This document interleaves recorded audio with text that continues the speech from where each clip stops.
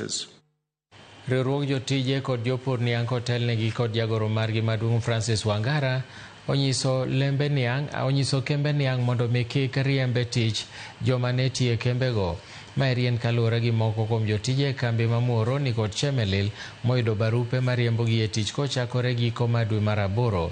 Wangara onyiso joket mwandu mokawo kembego ni kik riemb jotije machon, ka bende onyiso sirikal mondo tiek chutho gope mag jotije e giko dwe mar 10.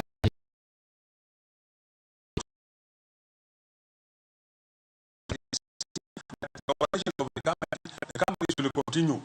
They have been operating. So there is nobody who should leave employment. There is no question of guesswork. We are happy with I can single out Muhoroni. They have come up to say they even want more people. Probably they might even engage more people. Sonny was talking of 80%. We don't want to hear anything like 80%. We want to hear every employee is absorbed. The only option of people exiting, there are two options. One, those ones who have attained retirement age.